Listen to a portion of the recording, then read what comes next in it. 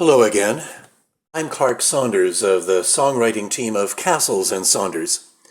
Craig Castles is the composer who writes the music, and I'm the guy who writes the words.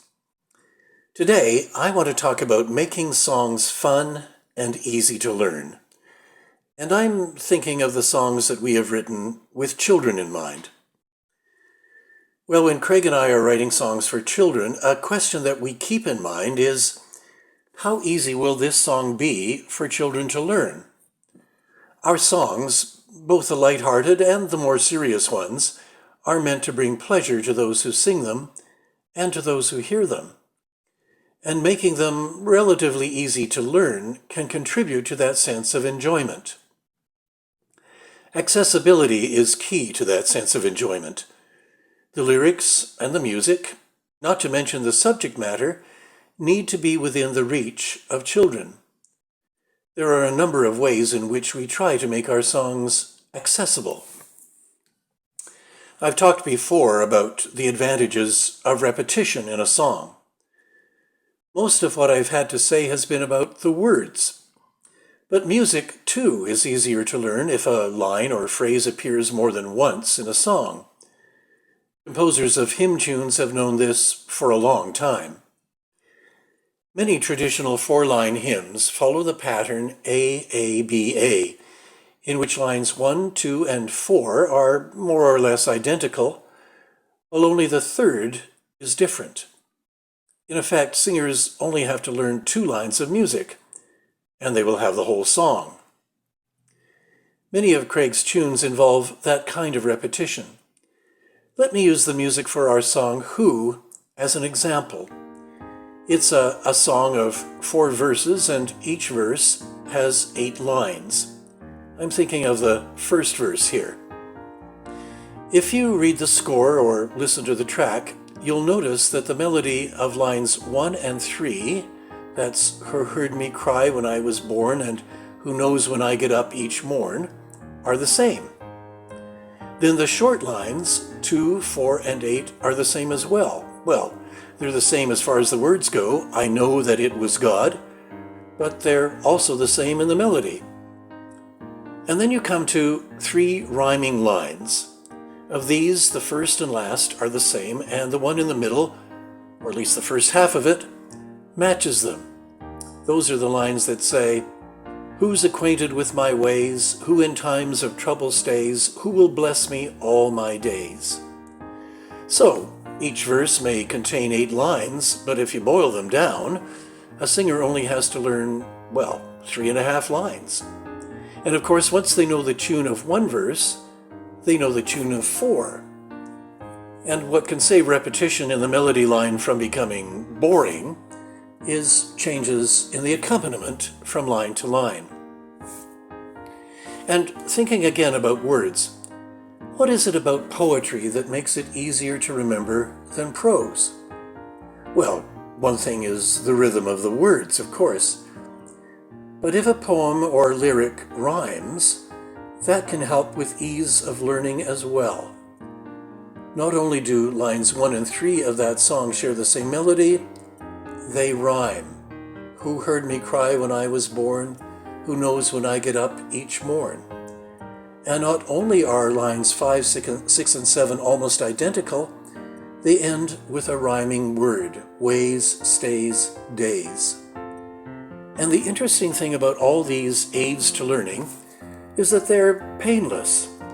Children and adults may find that they are learning a song with ease without necessarily being aware of all these technical issues.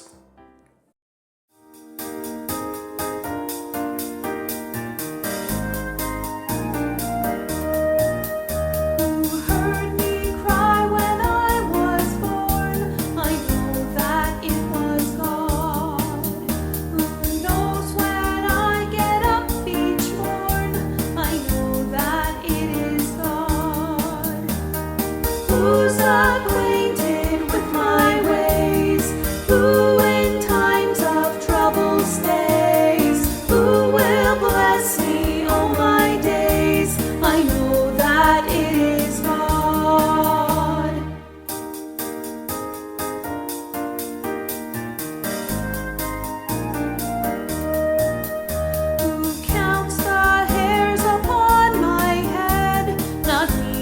not you but God, who raised up Jesus from the dead, not you, not me but God.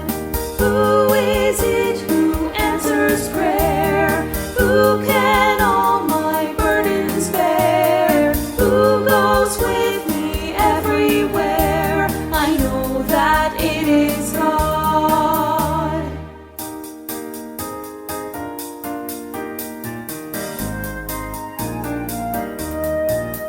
Who sent to us the Prince of Peace? Not you, not me, but God. Who says my wonders never cease? Not me, not you, but God. Who can make the darkness bright?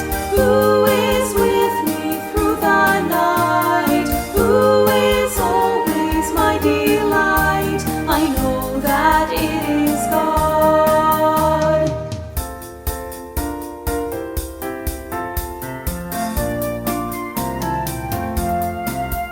And who can make the angels sing? Not me, not you, but God. And who can do most anything? Not you, not me, but God. Who can move a mountain tall? Who sees little sparrows fall? Who forever loves us all? I know that it is God. I know that it is God. I know that it is God.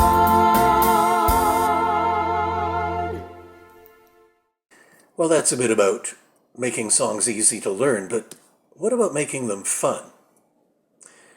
Although some of our songs are serious and heartfelt, many are intended to be fun, and at times even funny. The fun may come in a number of forms. In songs like Dance, Dance, Dance, it can be found in energetic, danceable music. Some praise God with singing, and some praise God with chants. Some praise with bells a-ringing, but I praise God with dance. Dance, dance, dance. We will worship and adore as we step onto the floor. Everyone clap your hands. Come on, everyone, we're having some fun. Dancing for God till the day is done. Our point is clear, all the people here are taking this chance to dance. Well, God may like our singing, our ringing, and our chants.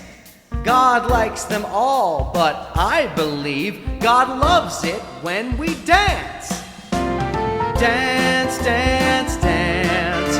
We will worship and adore as we dance a little more. Everyone clap your hands. Come on, everyone, we're having some fun. Dancing for God till the day is done.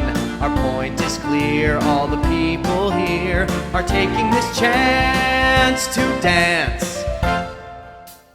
Dance with your fingers and dance with your feet. Dance to the rhythm and dance to the beat. Clap your hands high and clap your hands low. Clap them in the middle and around you go.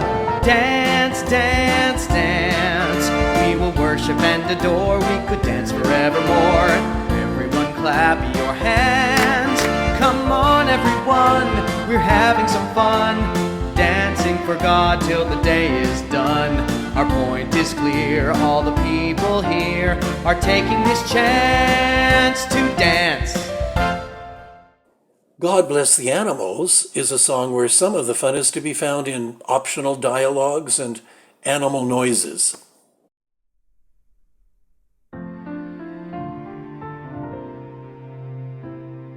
The world is such a wonderful place, so full of such wonderful creatures, each with its own special place in the sun, and each with its own special features. The cats and dogs, the toads and frogs, the ponies giving rides, the fluffy bunnies having fun, and guinea pigs besides. The horses neighing, and donkeys braying, and cattle in their stall. The pigs and sheep and chicks that peep, God bless them all. The elk and moose and wolves on the loose, and lions and tigers and bears, oh my! The cockatoo, the parrot who can squawk and talk anywhere, my! The otters, seals, electric eels, good news, giraffes so tall. The kangaroos and chimps that amuse, God bless them all. The nasty bugs and slimy slugs, mosquitoes buzzing round, those sneaky rats and flying bats that make a squeaky sound, the rattlesnake that makes me quake, the creepy things that crawl, give me a chill. It's true, but still, God bless them all. The pandas who live on bamboo, koalas cute as pie, the big baboons, the lonely loons, so haunting with their cry. We can't ignore, we're thankful for all creatures great and small. For them we pray and shout hooray! God bless them all. God bless them all. God bless them all. And do you know the phrase, the smile of recognition? We often find things funny, and may think subconsciously that we are very clever, when we get a reference that is tucked away in a song. Listen for the line, "The hills are alive" in "We Just Have to Praise," for instance. Where does that come from? Other familiar lines like "Lions and tigers and bears, oh my," and "All creatures great and small" in "God Bless the Animals," and even a serious line like "Who sees little sparrows fall" in "Who," may bring a smile because we recognize where they come from.